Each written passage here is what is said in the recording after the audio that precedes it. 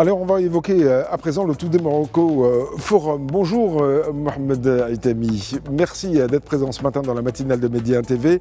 Vous êtes PDG du groupe Maroc Soir. C'est vous qui organisez ce forum pour le groupe Le Matin. Forum qui aura lieu le 24 juillet à El Rachidia. On va l'évoquer si vous le voulez bien, mais ce qui est important de dire d'abord, c'est que Média TV est partenaire aussi de ce Today Morocco Forum qui est disons, un espace de réflexion, si je peux résumer ça ainsi et le schématiser, un espace de réflexion pour territorialiser davantage à la fois l'aspect économique, l'essor économique que connaît le Maroc, et aussi la démocratie, puisque la politique a aussi son mot à dire dans cette territorialisation. C'était important de donner la parole comme ça au territoire.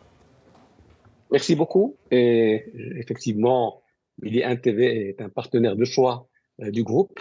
Déjà, cette conférence qui s'intitule Le Maroc des territoires pour une émergence intégrée et inclusive, on est à sa 9e édition. Elle est tenue sous le haut patronage de Sa Majesté le Roi. Et l'objectif n'est pas seulement de réfléchir, mais c'est aussi de faire des propositions et des recommandations et de réunir tout l'écosystème autour des territoires, autour des disparités, pas seulement la voie officielle, mais aussi les académiciens, les chercheurs, les sociologues, la société civile.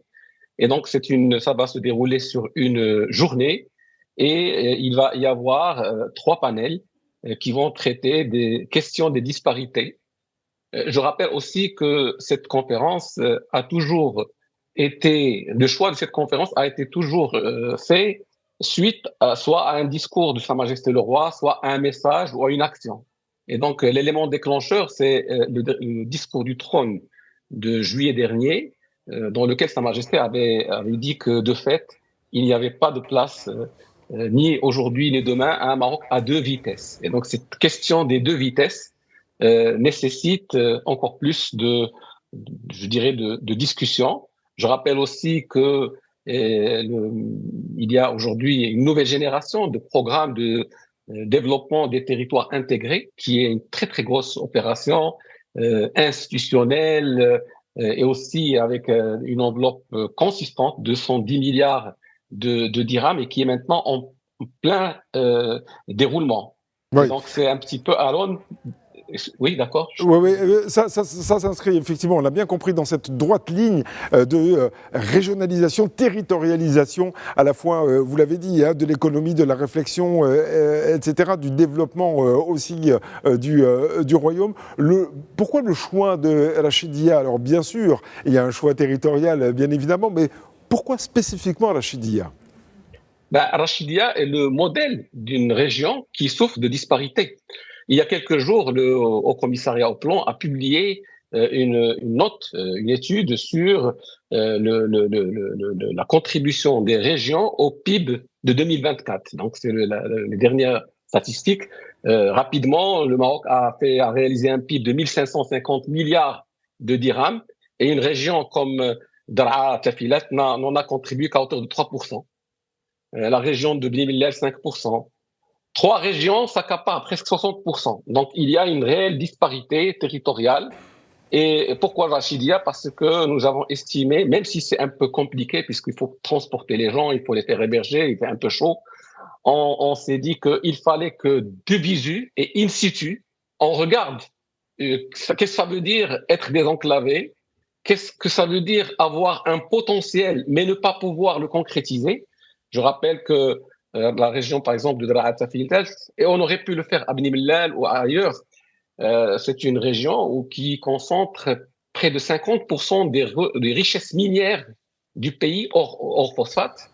C'est une région agricole aussi, il y a une vallée, on peut faire des dates de l'agroalimentaire. C'est une région touristique.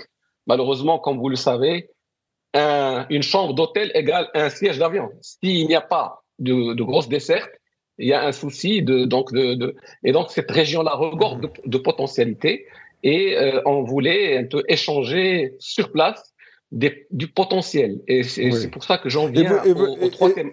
Oui, pardon, excusez-moi. On va aborder les trois thèmes dans quelques instants. Mais justement, vous avez dit, et je reprends vos propos, le choix de Rachidia a été compliqué parce que il faut convaincre, il faut transporter et il faut héberger, il fait chaud. Est-ce que on n'est pas au cœur, justement, en disant ça, au cœur de cette disparité régionale? Oui, oui. L'enclavement, c'est-à-dire le fait de devoir faire 8 heures pour aller de Casablanca à Rachidia en voiture, pose problème. Et c'est pour ça que il y a ce programme, cette nouvelle génération de programmes qui va s'attaquer à toutes ces questions-là. Il y a aussi les problèmes d'eau, de stress hydrique. Il y a les problèmes même de connectivité, c'est-à-dire de bande passante. Il y a un certain nombre de soucis qui vont être discutés. Et les questions, en fait, le désenclavement est une condition nécessaire, mais pas suffisante, parce que vous pouvez avoir des régions, par exemple, je peux parler d'Oujda, qui n'est pas du tout désenclavée, parce qu'il y a une autoroute, il y a des dessertes, mais il y a aussi d'autres choses qui doivent être faites, et c'est pour ça que, malheureusement, je vais revenir aux différentes thématiques, parce que ces thématiques répondent à ces questionnements et à ces problématiques. Donc, il y aura trois thèmes, trois panels.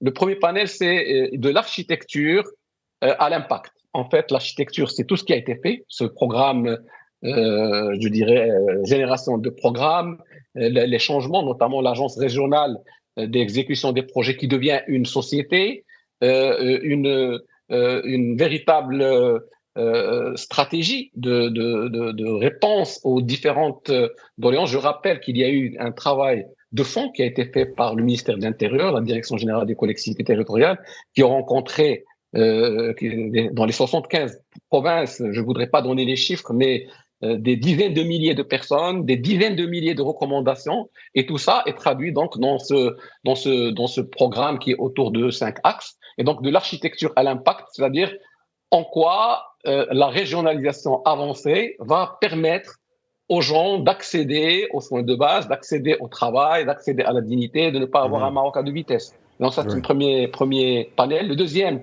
c'est l'attractivité.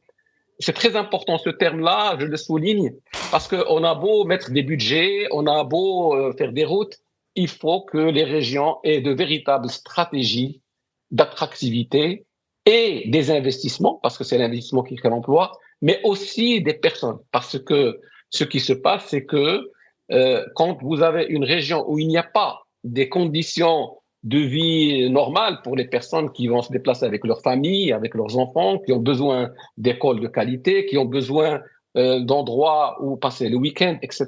Et donc l'attractivité, c'est un tout qui se construit, qui se prépare et qui doit être pensé global. Et donc les questions, donc c'est véritablement la formule pour un véritable changement.